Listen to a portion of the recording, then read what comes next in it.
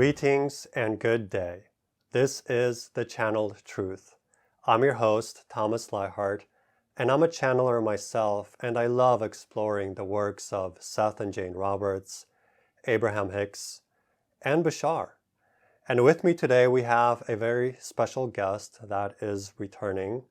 She has been with us for episode 4 and episode 10, and she is returning with us today to talk about Fairies, Fractals, and Flow.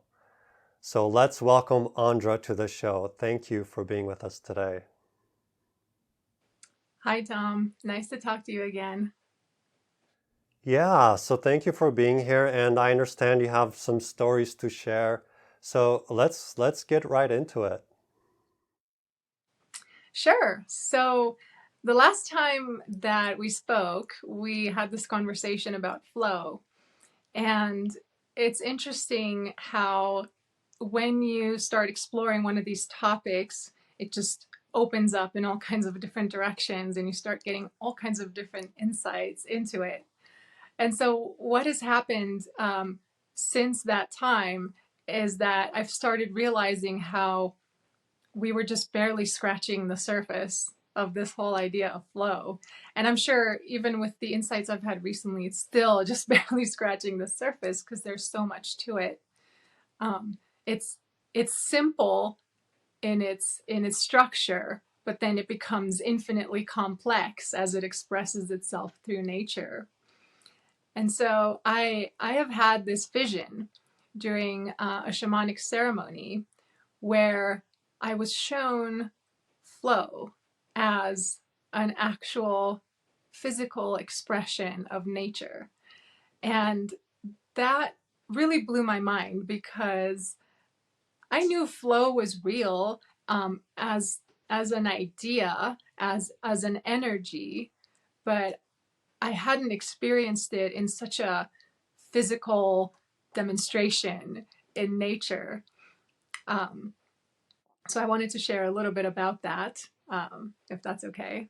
Awesome, yeah. I'd love to hear what visions transpired to, increase your ability to see the state of flow. So yeah, take it away. So I was watching footage of underwater scenery. So at first, I was watching footage of schools of fish in the ocean, and they were enormous schools of fish, hundreds of fish swimming in this big sphere. And they were layered in this kind of geometric structure. And each fish would move from the outside of the sphere towards the inside, flowing in this toroidal pattern. And there were hundreds of them doing this. And they were moving in every single direction, up, down, left, right. And then the entire school of fish was also moving. So there was a lot going on. And that in itself was pretty amazing to see the torus flow within the fish, within the school of fish. And then they encountered another school of fish, another giant sphere, and they started intersecting. And the fish were flowing right in between each other. Not a single fish was running into a single other fish. And there were so many of them, and they were rotating and moving. And I was looking at it going, okay, that is some perfect synchronism happening right there because everybody knows exactly where they're supposed to be in any given moment so that they're flowing, so that they're not running into each other. And this was really beautiful in and of itself. But then the scenery changed and it went over to larger schools of fish, larger fish. These were parrotfish, and they were kind of grazing on the ocean floor. And they were doing a very similar type of movement. And what the fish in the first image were doing is they were passing along this energetic impulse. So each fish would gently tap the fin of the fish right next to it.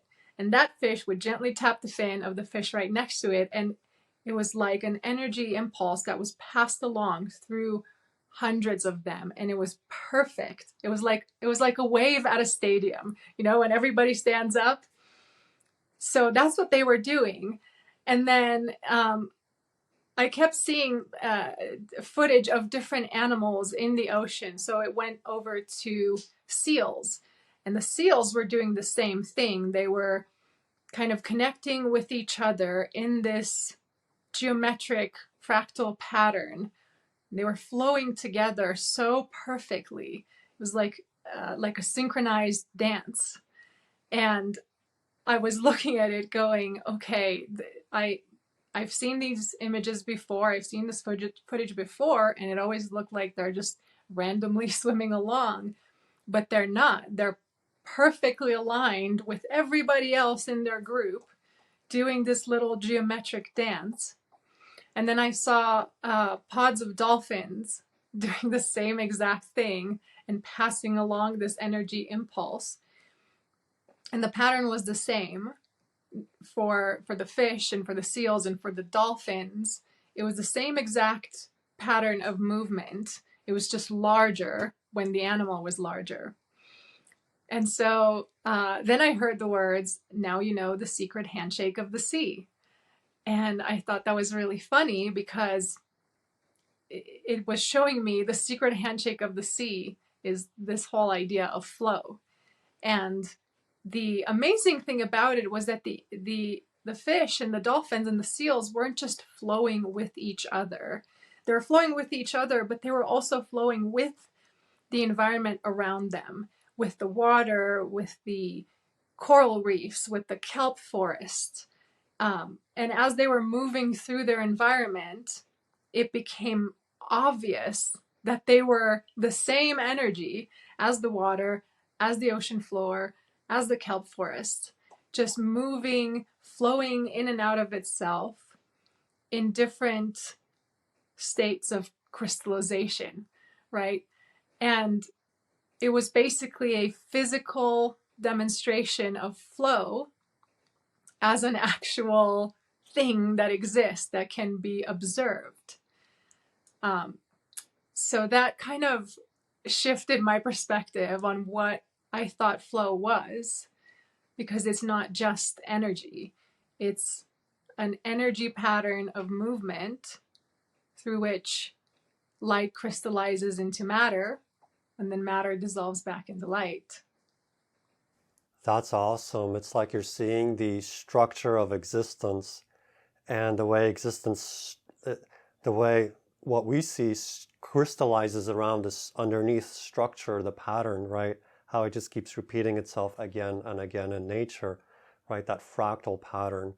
And that just makes me think of like we as humans, we can rest in that and we can realize we are a part of this greater pattern, right? And our animal friends, our nature friends, they show us this, they reflect it to us. And we're busy like trying to make it happen and trying to be in a certain position within the pattern and trying to, orchestrate synchronicity, and we can just rest in it. It's already there, right? So what a relief to just see these patterns in nature and realize we are nature and we can rest in the pattern and in the flow and just be the flow, be the pattern, rather than trying to make it happen and squeeze it into place in a certain specific way, right? Yes. Yes, and that was my big takeaway from that experience, is seeing the flow from this perspective and seeing all the different animals in the ocean going through this pattern of movement. The level of perfection and synchronicity that they displayed was exactly like what you might see in a Disney movie, in a musical choreography number. And I'm not exaggerating. It was that perfect. It was that aligned. Everything was in the perfect place at the perfect time, and there was no exception. And then that kind of gave me the insight of, oh, this is why we're encouraged to go with the flow, because it's absolutely perfect. And I was looking at other types of imagery during that experience. So, even looking at cities from above and watching people moving around. And some people are moving on foot, and some are moving in cars, and some are moving in a boat along the river.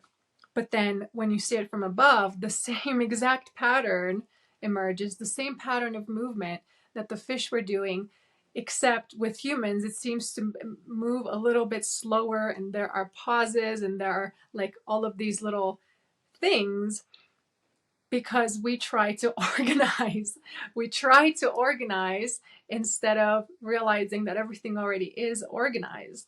Because what I've seen from observing this type of flow in nature is that, you know, Bashar talks about how on their planet everything functions in perfect synchronism, and everybody just is at the right place at the right time to interact with whomever they need to interact with. And when I'm looking at nature here, it's like, oh, this is how our planet works too. It's already happening this way everywhere in nature. And it seems to me that it's only us as humans that can create the experience of non-flow. And when I see how perfect flow functions in nature, it's kind of amusing that we even have the ability to not experience flow because it's already there. It's already built into everything, right? But it's like what you were saying. We have the free will to say, you know what? I'm not going to go with the rest of the school of fish. I'm going to go off in this direction because that's what I think I should be doing. Or I don't want to go the speed that everybody else is going, so I'm going to put the brakes on. Or I'm going to try to go faster than everybody else is going. Or I don't want to be here on the inside of the Taurus. I want to be on the outside, so I'm going to go diagonally, right? And then I'm going to bump into all kinds of things that, you know, little accidents that were never meant to happen, except you kind of went against the flow. And it is so comforting to see it that way in nature and to realize I can trust this because this is how all of nature functions and I am a part of nature. So if I just relax and open up into this energy movement, it will take me exactly where I need to be at any given moment for, you know, for my highest excitement, for my highest good, for my fulfillment, right? Yeah, we are such paradoxical creatures that, we have free will and we're given this free will and we're so free that we can choose bondage, right? That's the paradox of the human experience is we can buck the current, we can go against the flow, we can create chaos, right? And that's a valid experience, right? It's like we're here to explore limitation and explore being out of sync with one another, right? That's what the last several thousands of years have been about. But this whole idea of moving and shifting the fourth density, right, as Bashar has been helping us and many spiritual teachers start to recover and reconnect with that sacred sense of synchronicity and that pure sense of synchronism where we do end up at the perfect place at the right time, meeting the exact people that we're meant to meet, right? We've all had glimpses of this and experiences of this, and this is where the formula, right, really comes in so powerfully from Bashar is, acting on our excitement to the best of our ability with no insistence on the outcome, right? That's important. Staying in a positive state and exploring whatever negativities arise within us so that we can clear that energy and fall back into rhythm with our true natural self. So that's the key, right? To constantly align our frequency with ourselves, which then is naturally in alignment with the totality of all that is. And we fall into these states just much more easily, much more readily. And I'm absolutely curious, what does Essassani look like as a planet, a civilization that operates on pure synchronism, right? But we don't have to imagine too much. Like, we can look at our own planet, like you said, nature is already expressing this for us, right? So right in our own backyards, it's like, it's already here. And it's just a matter of remembering, reconnecting to what's already just right in front of us. It is our nature. Absolutely. And uh, if you want to get an idea of what Essassani might feel like, there's a movie called Luck. It's a Pixar movie that came out either last year or a couple of years ago. And this movie basically deals with the idea of synchronicity in a very interesting way. And it's very exciting to see that kind of reflection in our media. But when they go to the land of luck, the way everything functions, to me, that's how I imagine Estesani functions, right? It's like everything is just falling into place. Everybody's just flowing. Everybody's just in perfect, synchronized dance. And it's so beautiful, and it's fun. It's fun to watch, right? And again, the same thing is expressed in nature here on Earth if you just know where to look and if you're able to zoom out enough to see the pattern. Yeah, I actually remember watching that movie, which was actually based on your recommendation. It is a fun one. And it's true, our media more and more are reflecting to us, in playful ways, sometimes very humorous ways, sometimes through, animations and whatnot. But these reflections are coming to us, they're bleeding in, and it's usually through the artists where a lot of new consciousness bleeds into our culture. So it is exciting. And yeah, so that these examples are, they abound all around us. They do, and I think we're slowly deconditioning ourselves from the thousands of years of going through this process of unlearning flow, right? Because this is what happens when we come to Earth as children. We are innately tapped into the flow. We know exactly how to flow as kids. It's not something that anybody has to learn, just like the fish don't have to learn how to flow in their school of fish. We know this, but we're being trained out of it, right? And so, we have to go to school, and then we're being told where our attention should be. We're being told where we need to be at a specific given time. And I think what's happening now, with the help of all of the spirits and the guides and all the beings that are assisting us, and this is where the fairies come in for me, because in my experience, they always pop in exactly at the moment where I'm observing these large scale patterns, where they're connecting into my heart, and I'm suddenly realizing, oh, I'm not just seeing the fractal, I am the fractal, and I see it spiraling all the way into my center. And in that moment, I know I am my entire reality. And that's always when they pop in.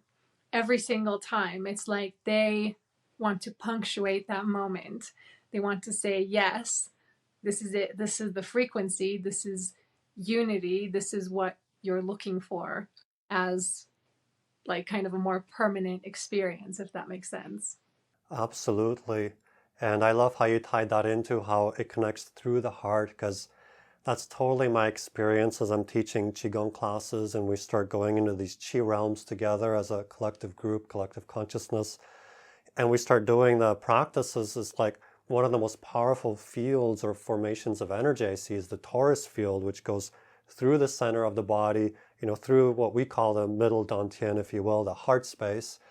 And and then you start realizing, oh, wait a minute, this energy is flowing in and out of us. And you start realizing like we're creating, we're not just observing reality. We are actually, it's like reality is forming and crystallizing around us. And the more we're aware of this toroidal pattern and the more our hearts are open, the more these crystallizations are coming in through the lens of alignment and as a reflection of our true natural self. And like you're saying, as children, often we come into this planet and we kind of get traumatized into really shutting down that heart and falling into this illusion that things are happening to us and we have to, bang things into place and try to force orchestration and force things into place, right? And then we just get completely different reality reflection. It's a valid reality, right? We've learned a lot of lessons and a lot of growth through that, but now we're popping into this awareness where our hearts are really beginning to open. And I really think it's such a huge key to all of this, right? It's like if you think of the physiology, the heart pumps the blood and the lungs pump the breath, right? It's like these organs are naturally that which creates that sense of circulation within, but also without, right? So yeah, powerful metaphors. Yes, definitely. I love how you tied that in because the Taurus field of the heart, right, is a fractal of the larger Taurus field of our entire body. And it's like this, it's the gravity center. It's where everything starts. And what I've been shown is that this is where we create our own weather from. And I mean our reality weather, not necessarily the weather outside, although that's part of it too, but like our energy weather, right? It all comes from what am I feeling in my heart. And when you were talking about how things are crystallizing through this Taurus, that's exactly how I understand this is my current understanding of how my fairy friend Toby, how they crystallize into my reality is along these toroidal lines that flow through my heart, because they're always spiraling around me. They're always spiraling. They're never moving in any other type of direction, right? So this is Bashar calls it the crucible, right? This is where we make reality malleable, is from the heart, right? When we are connected into the center of that torus and we're flowing our energy straight through, when we're not, blocking it and making it go wobbly in one direction or another, that's where everything becomes malleable and everything becomes fun. And we're able to match our heartbeat, right? Joseph Campbell said this, and I had actually received this message before I read it from him. The goal is to match your heartbeat with the heartbeat of the universe. And going back to the flow that I've been seeing as expressed through different animals in the ocean and even people in cities, the flow is not a continuous, smooth thing like a river. Instead, what I've seen it do is it pulses. So there's a pulse, there's movement, and then there's a little bit of pulling back. There's a pulse, there's movement, there's a little bit of pulling back. And when I look at it, there's a heartbeat there. There's a heartbeat that is pulsing the flow. And I think this is sometimes where we get tripped up as human beings, because we expect the flow to just be even and to just keep going, right? And so when we're in one of those expansion pulses, we're like, yes, it has to be this way forever, right? But then it inevitably slows down just a little bit. It pulls back just a little bit so that it can pulse again. And this is what our hearts do. This is how the blood is flowing through our veins. It pulses and it pulls back a little bit. It pulses and then it pulls back. And so seeing it from that perspective and understanding that there's a rhythm to it, there's a rhythm to the flow that is not consistent and smooth like the way a river flows. Rather, it's a heartbeat and a pulse. That to me is really helpful in recognizing, like, okay, when am I in a pulse and when am I in a little bit of a retraction, and to know that both are good, both are okay. This is what we talked about last time. Ebb is part of flow, and that the ebb is never all the way back to where you were. It's just a little bit further back, right? So, as Bashar would say, you go up and down, but you're continuously going up. Yeah, I totally relate to that idea of pulsing, and it reminds me some other things Bashar said is how when you start to sync up your frequency with the frequency tick of the clock of physical reality, things start to get more plastic and more malleable and flexible. And I experienced this in healing work sessions, right? When you're really connected and you're really flowing source energy, it's like everything just starts to get more malleable. And that's where, this whole healing intention, it's like things just, they're shiftable, right? And it depends on the other person, of course, and how they respond and what's relevant for them, and how open they are to shifts in their life, right? But it's dropping into these states of just things just really get malleable and flexible. And that's often Bashar talks about how fourth density, it just starts to be more dreamlike, and it starts to be like you start realizing you're lucid, right? And you're not just like in a random dream where things happen to you, but you start waking up within the dream and start realizing, wait, I am a part of this and I can direct it, right, from a certain perspective. But yeah, like just riding those pulses, but then also, it's like I always think of the surfer riding the wave, right? The ebb and the flow, like that's the whole play, is you have to have the ebb and the flow to have that experience of riding the crest of that wave, right? And riding the momentum. But then also knowing like when it's time, to reset, and just hang out for the next wave to come in, right? There's nothing wrong with that state. It's a relaxed state where you can, gather yourself and have the rest and the restoration and then ride the next wave and just enjoying that ebb and flow. So yeah, thank you for bringing that back in as well. You're absolutely right. And I love how you tied in this whole idea of reality starting to feel more like a dream, because that I've been experiencing that a lot over the last couple of years, but especially this year, where it's becoming ridiculous, like the amount of synchronicities and the specificity of some of the symbols that are showing up and some of the messages that are popping up. And now it's constant. It used to be that I would get a synchronicity here and there and I would get excited about it. And now it's just like everywhere I look, I'm starting to see connections and everything is syncing up. And it's getting to the point where I'm walking around gobsmacked because my physical mind still wants to be like, how is this possible? But now even my physical mind has a little bit more of an understanding because of the secret handshake of the sea and what I've seen in nature. It's like, oh, that's why, because this is the natural state of being and it is dreamlike and it is magical. Like, I don't think this is ever going to get old. It's like no matter how many times I experience the magic of right place, right time, sync, sync, sync, everything's falling into place. Everything is coming to me instead of me having to go out there and get it.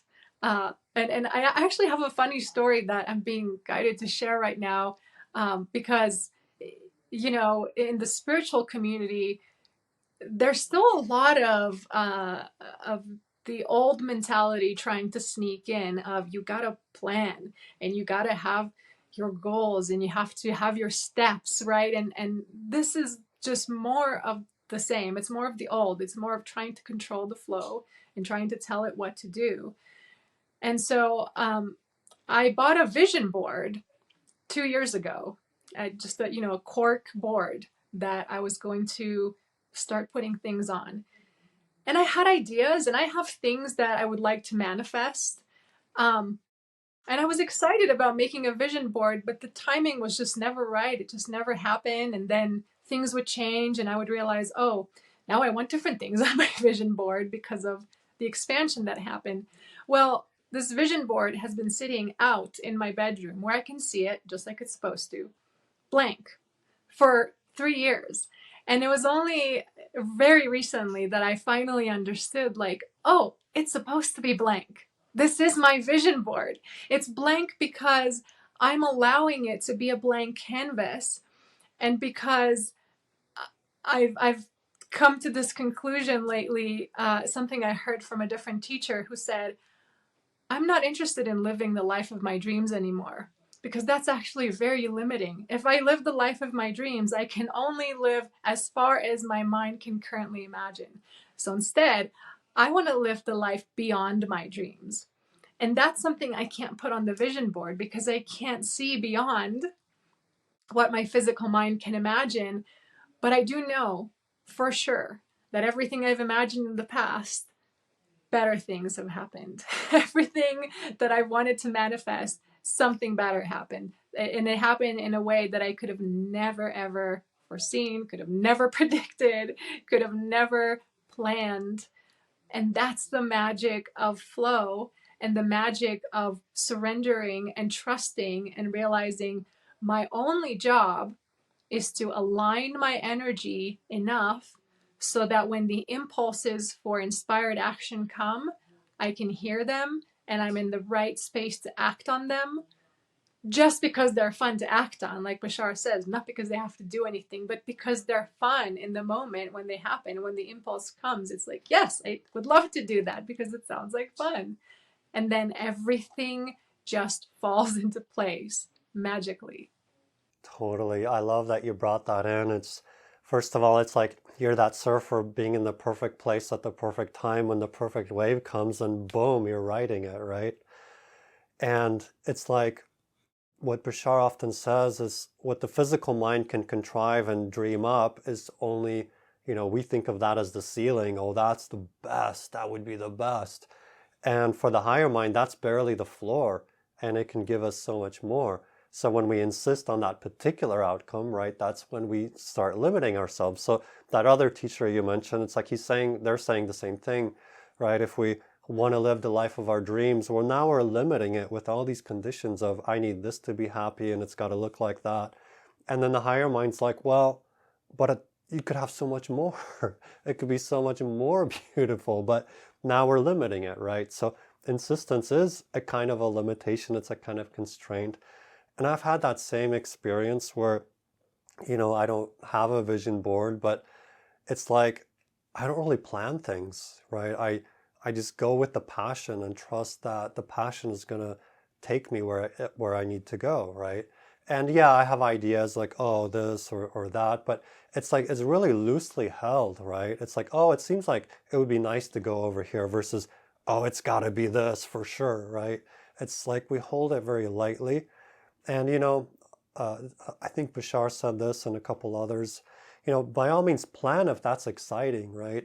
But leave that sense of spontaneity open, right? Because you might have something, if the plan gets you excited and you raise your frequency and then you let the plan completely go, and now something even much better can come into that space, right? So, whatever you do, don't hold it so rigidly, right? Just let it be open and fluid and, plan if it excites you, but then be willing to completely let the plan go when synchronicity is offering you, another direction or an arrow pointing in, another direction, which sometimes just seems like, oh, I'm hitting a wall. No, you're not hitting a wall. You're hitting it's a creative construct designed to get you to move in a different direction so that you can, have even more than what you imagined, right? So letting that go, like that's really important. I'm glad you brought that in to this conversation.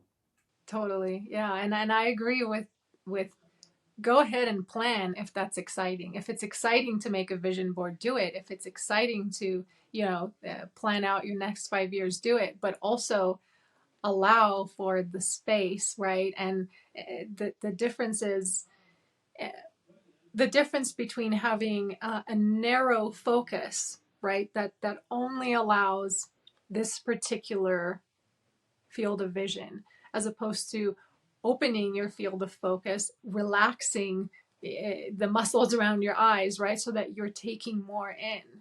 And that's for me, that's when I see these larger scale patterns, is when I am not zooming in so much, when I'm opening up and allowing that zoom out effect, right? And this is also is something that I use whenever I start to feel frustrated, or whenever I feel like things are not working or something is scary or whatever. I always know in those moments, oh, I'm very zoomed in right now. I'm very zoomed in on a detail that I don't know how it's going to work out. But if I zoom out, I immediately see everything's okay. Everything is exactly as it should be. And I think that's what lucidity is being able to see from this bigger perspective and to open your focus so as not to be stuck on a very specific detail that then trips you up. Yeah, it's getting specific, wanting a specific outcome, thinking it needs to be a specific way.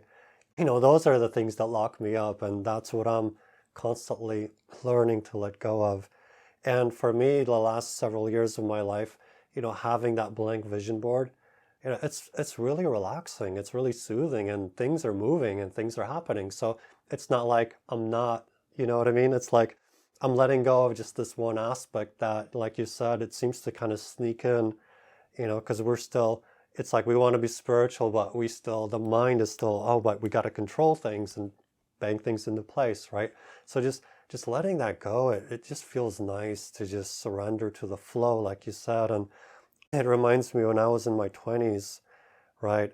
I would think about these things of how, like, people come together, form clubs and groups and, companies and whatnot. And I would just see this, it's like this bigger organic structure where each individual is like a cell within this bigger organic structure, literally like an organ, right?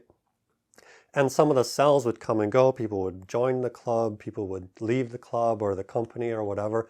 But I would see like there's this underlying, frequency or pattern that holds it together, right? And, I was reading a lot of Seth at the time, and I'd be thinking, gosh, like, I guess I'm the only human out there, other than like, Jane Roberts channeling Seth, right?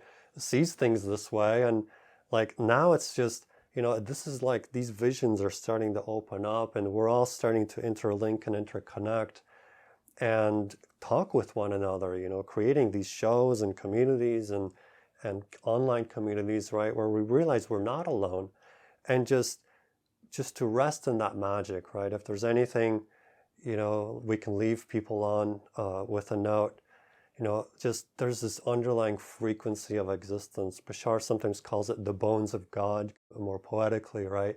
We can rest in that, right? And we can let that, be a part of that current and just trust that synchronous flow rather than feeling like we're this individuated fish and, oh, I better try to, fit into this pattern, right? It's like, no, you already are the pattern. So be the pattern, right? And that's where the formula, it unlocks that sense of being in the pattern and in the flow.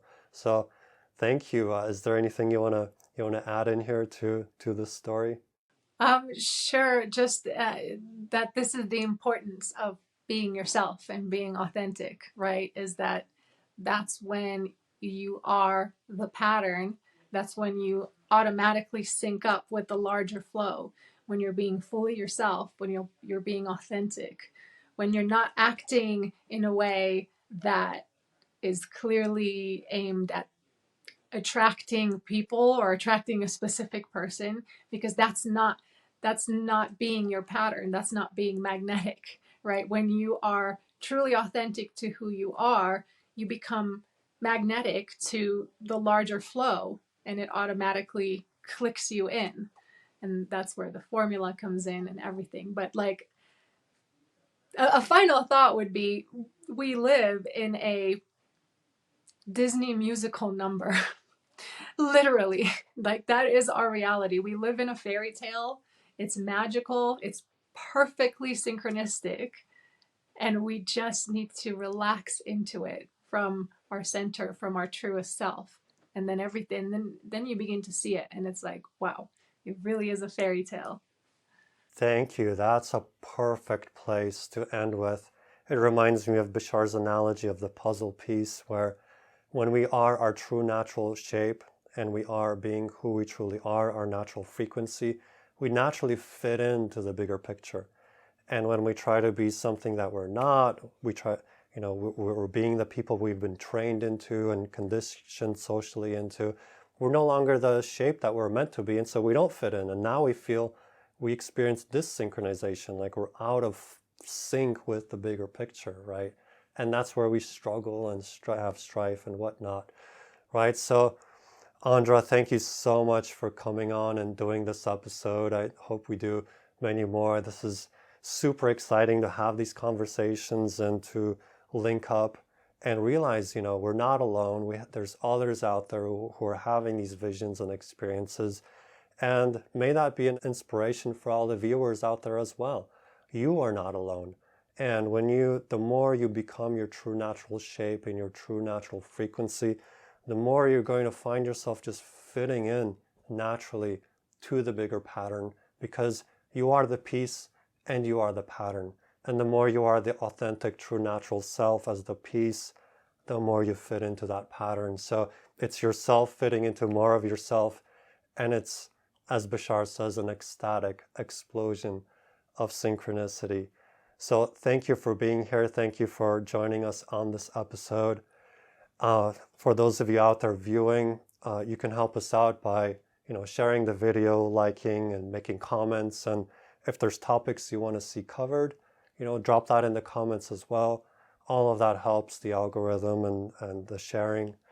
And if you want to be a guest on this show, definitely reach out to me and let's make it happen.